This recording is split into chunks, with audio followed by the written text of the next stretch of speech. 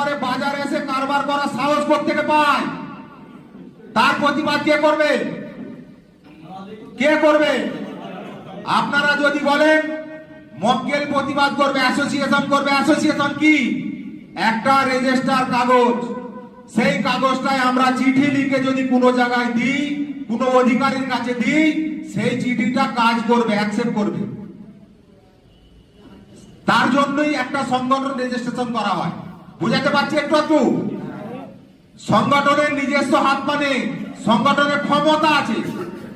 ক্ষমতা ওইটাই আমরা সবাই। আজকে একটা লোক সোনা চুরি করে নিয়ে বাজারে এসে কারবার করার সাহস থেকে পায়, কে প্রতিবাদ করবে? জানে সবাই, জানে তো নাকি? বাজার থেকে চুরি করে নিয়ে গিয়ে লোকটা দোকানে এসে কারবার করছে, সবাই জানকারি আছে তো? প্রতিবাদ কে করবে? প্রতিবাদ কে করবে রে ভাই? যতক্ষণ পর্যন্ত একজোট না হচ্ছে, 100 মিলি থেকে 1 গ্রাম থেকে 100 গ্রাম, 100 গ্রাম থেকে 500 গ্রাম যা করে তো সব এখানেই রয়ে যাবে, গ্যারান্টির সঙ্গে বলে দিচ্ছেন। চোর চুরি করে চলে যাচ্ছে, 10 দিন সাইডে থাকছে, এসে বলছে আমি তো দিতে পারছি না, আমার কাছে কিছু নেই। তোর বাবা শোনা, কে আদায় করবে? আমরা যাব, আমি আগে আছি, আমি থাকবো সেখানে, কিন্তু আমার সঙ্গে কে থাকবে? তার বাপের ক্ষমতা নেই যে সোনা খেয়ে নেবে। চিমটি দিয়ে কামানো হয়েছে, চিমটি দিয়েই তার কিডনি খুলে দিতে হবে। এই আন্দোলন করতে হবে। সংগঠনের জন্য আমি চেঁচাই, মক্কেল পাগল, খালি বারবার বলতে থাকে। আমি পাগল হই, যাই হই, আমার মধ্যে ভাবনা আছে সংগঠনের জন্য কিছু করা। উদ্দেশ্য কি? আমি কি পাই? কি পাই? হ্যাঁ, যখন আমি মারা যাবো, এখান থেকে চলে যাব মিরাট ছেড়ে, আপনাদের মধ্যে এমন ব্যক্তি আসবে বলে মক্কেল ছিল, কাজ করতো, সেটা আমার জন্য দোয়া বা আশীর্বাদ স্বরূপ, আমি এটা আশা করে থাকি। ভুল আশা করা। সমাজের জন্য কাজ করতে হবে। সমাজ আমাদের এখন এমন অবস্থায় দাঁড়িয়েছে, আমরা কাজ করছি মেহনত করে। টনচুলা কি বলছে? এতে ফারাক আছে, মেটেল আছে। সোনাটা যখন আমাদের কাছে দিচ্ছে 99 বিশেষ সোনা, টনচুলার কাছে যাও 40-এ দিচ্ছে। 40 দেখাচ্ছে না? দেখায় না। প্রতিবাদ কে করবে? দুটো চারটে দোকানে যখন হামলা করব আমরা 200-500 লোক মিলে, ওর বাপের ক্ষমতা নেই টনচা উল্টো লিখে দেবে, ঠিক কিনা? তাহলে প্রতিবাদ করবে কে?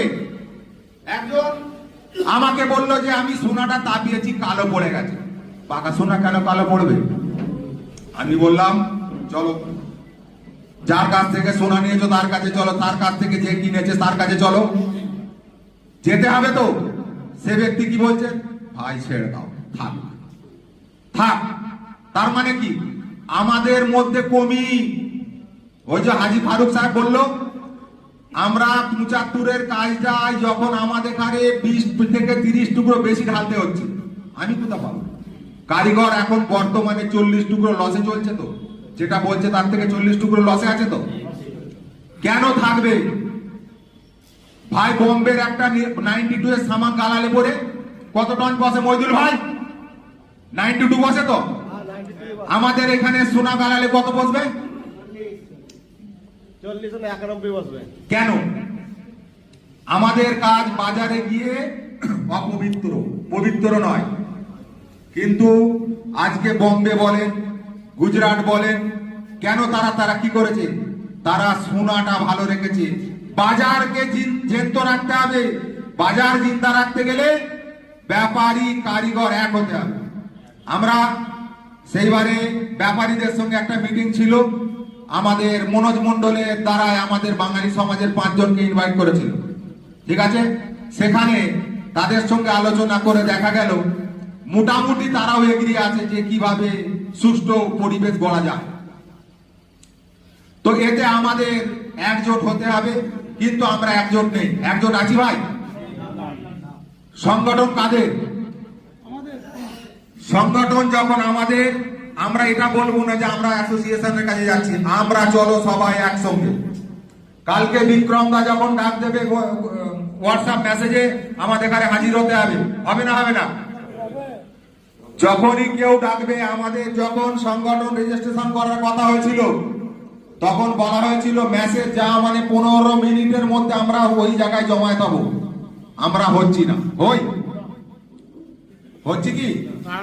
বাজার থেকে বর্তমান পরিস্থিতিতে এমন একটা দিন এসেছে, আমি মক্কেল বলছি, আমি আপনাদের সোনালিয়া হজম করে এই বাজারে বসে কাজ করছি। কেন করব? আমি তো চোর। আপনাদের সাহস হয় না? আপনার দোকানে 5টা ছেলে আছে তো, যদি আপনার কেউ সোনা হজম করে তাকে তুলে নিয়ে আসো, নিয়ে এসে উদ্যম মধ্যম শুরু করো, তারপরে সংগঠন আপনার সঙ্গে থাকবে। পয়লা অ্যাকশন কে নেবে? নিজেকে নিতে হবে। যখন কারো শরীর খারাপ হচ্ছে, প্রথম চলে যাচ্ছে মনোজের কাছে, তারপরে